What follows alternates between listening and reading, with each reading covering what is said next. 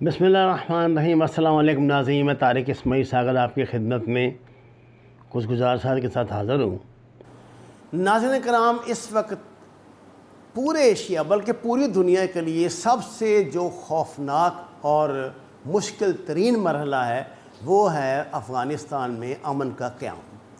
افغانستان میں امن کے قیام کے لیے بلا شبہ اس خطے کی تمام حکومتیں اپنا پورا زور لگا رہی ہیں۔ روس، چین، الا ایران، پاکستان تو ہے ہی ہے۔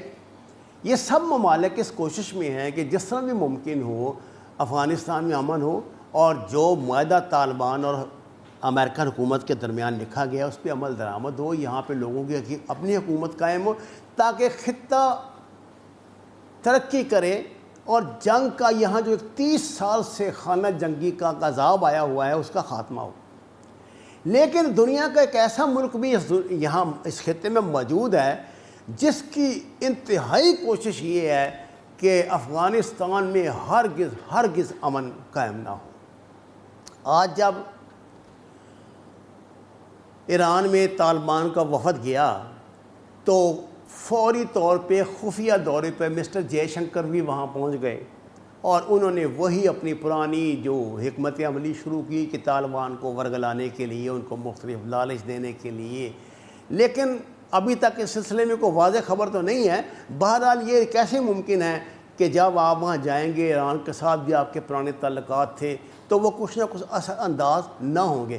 ناظرین کرام، 1971 میں مکتی بانی کے قیام سے لے کے آج تک BLA تک جتنی ٹیررسٹ آرگنائزیشنیں اس ساؤتھ ایشیا میں ہیں، ان میں داعش بھی شامل ہے، ان میں BLA بھی شامل ہے، ان میں TTP بھی شامل ہے۔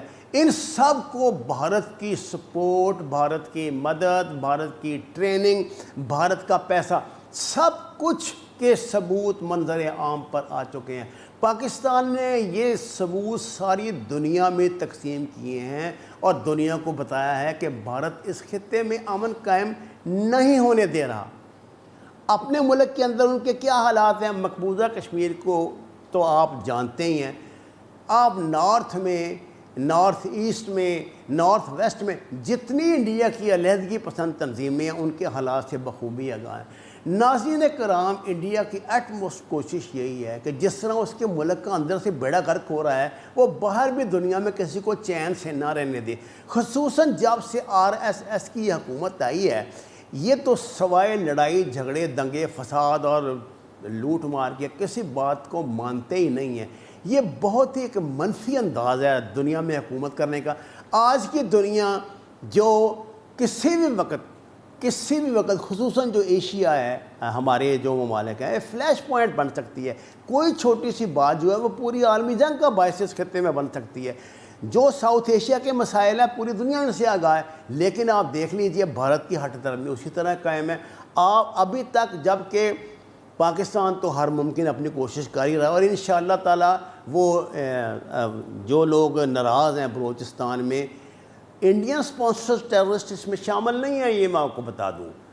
دیگر جو لوگ، جو بلوچ ہمارے بھائی ناراض ہیں، ہم انشاءاللہ تعالی ان کو اس سیاسی عمل کا حصہ بنا کے ٹھیک کر لیں گے۔ لیکن جو دہشت گردی، بھارت سپانسرڈ دہشت گردی ہے، اس کو زبردستی ہی روکنا پڑے گا۔ ناظرین کرام، اس وقت پورے خطے کا امن بھارت نے داؤ پہ لگا رکھا ہے۔ آپ 1971 میں جائیں، انڈیا نے کیا کیا؟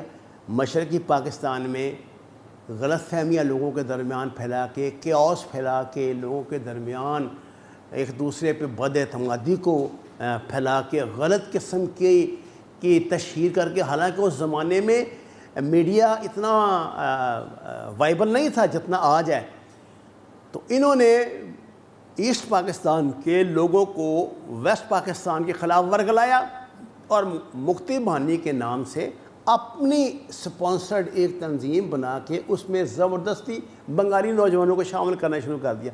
اب صورتحال ناظرین کرام یہ تھی کہ جو بنگالی رہنے والا تھا وہاں کا نوجوان بنگالی، بھلے وہ پاکستان سے محبت رکھتا ہے نہیں رکھتا، لیکن ان کا حصہ بنے بغیر وہ سوسائٹی میں سروائیو نہیں کر سکتا۔ ان کا طریقے وارداتی یہ ہے، یہ اس طرح کی فضا بناتے ہیں کہ جو لوگ ان کے ایجنڈے کی مخالفت کر رہے ہوں، جو صحیح لوگ ہوں، ان کو مقامی لوگ ہی ان کے خلاف کھڑے ہو جائیں اور ان کو غلط ثابت کریں، آپس میں لڑائی جھگڑا کریں اور اس کا یہ فائدہ اٹھائیں۔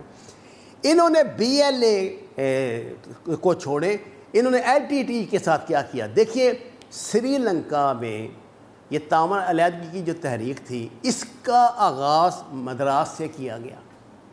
مدراس میں تحریک کو جنم دیا، ان کو ورگلایا، ان کو استعمال کیا، ان کو مروایا، ان کو پینیٹریشن کرا کے سری لنکا میں باقاعدہ جنگ کروائی، ہزاروں لوگ مارے گئے، 15-20 سال یہ لڑائی جاری رہی۔ اور اس کا انجام کیا ہوا؟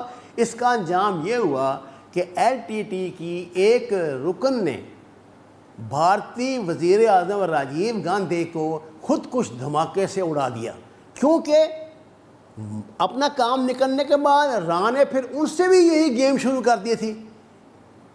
اب ایسا تو ممکن نہیں نہ تھا وہ خاموشی سے بیٹھتے۔ اس کا نتیجہ کیا نکلا؟ اس کا نتیجہ یہ نکلا کہ پہلے راجیو گاندھی کی ماں مسز اندرا گاندھی جو ہیں وہ سکھوں کے ہاتھوں ماری گئی، جنہوں نے دربار صاحب پہ حملہ کیا تھا۔ پھر ان کا بیٹا مارا گیا، تیسرا بیٹا ان کا ہوائی جہاز کے ایکسیڈنٹ میں مارا گیا، اور پوری نسل ختم ہو گئی۔ آج ان کا پوتا بیچارہ ہاتھ پاؤں مار رہا ہے، لیکن کیا حاصل ہے اس کا؟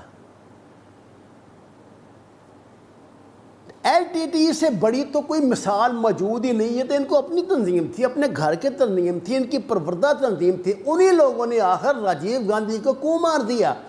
اور یہ انجام BLA کے لوگوں کا بھی ہوگا۔ اس وقت جتنے لیڈر یہ انڈیا میں پناہ لے کے بیٹھے ہوئے ہیں نا، یہ برام داغ بگٹی وغیرہ جو بھی ہیں، جو وہاں پہ بیٹھ کے تو انڈین یہ ریڈیو اسٹیشن چلا رہے ہیں اور یہ کر رہے ہیں اور جو بدماشیاں کر رہے ہیں پوری دنیا کی نظر میں، انہوں نے پاسپورٹ بھی انڈیا کے بنا رکھے ہیں۔ میری ایک بات یاد رکھیے، آپ کو جلدی خبر ملے گی کہ انڈیا نے ان کو اپنے ملک میں مار دیا۔ کیوں؟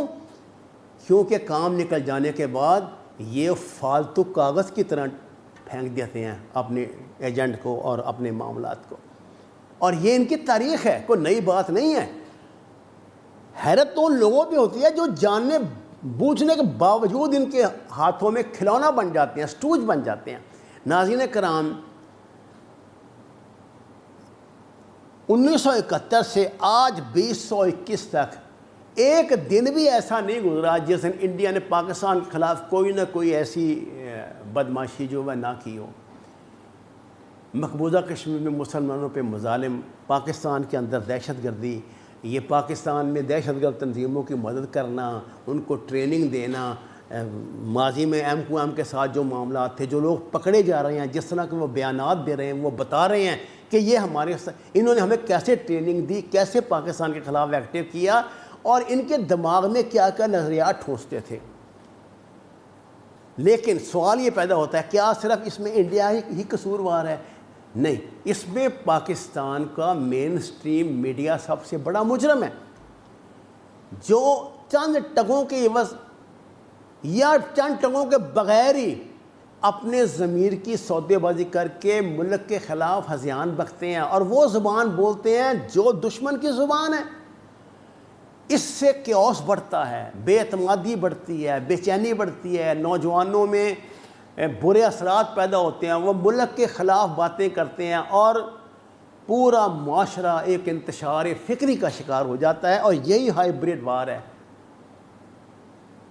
کیا وقت آئے گا جب اس خطے کے ممالک جو ہیں، اپنے ممالک کا امن، مثلا سری لنکا ہے، بنگلہ دیش ہے، نیپال ہے، مالدیپ ہے، پاکستان ہے، 5 افغانستان بھی اس میں شامل ہو گیا ہے اب اس میں، اور ایران کا میں نام اس لیے نہیں لے رہا کہ ابھی ایران کو ان معاملات کا تجربہ نہیں ہوا، حالانکہ یہ جو 6 ممالک ہیں، ان 6 ممالک کے اس وقت جتنے بھی دہشت گردی کے مسائل ہیں ان کی وجہ بھارت ہے۔ کیا یہ 6 ممالک مل کے کوئی ایسا فورم نہیں بنا سکتے جس پہ یہ بھارت کو بلا کر پوچھیں کہ آخر وہ یہ گیم کب ختم کرے گا؟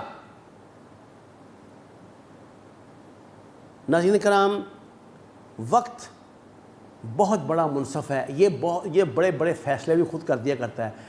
آج بھارت میں اندرونی طور پہ جو تباہی آ رہی ہے، جس طرح کرونا نے ان کا بیڑا غرق کر دیا ہے، ان کی معیشت تباہ و برباد ہو گئی ہے، فوج میں بے پناہ اختلافات بڑھ رہے ہیں، اس کے بعد آپ اس بات کا یقین رکھیے کہ جلدی یہ بھی اپنے انجام کو پہنچیں گے۔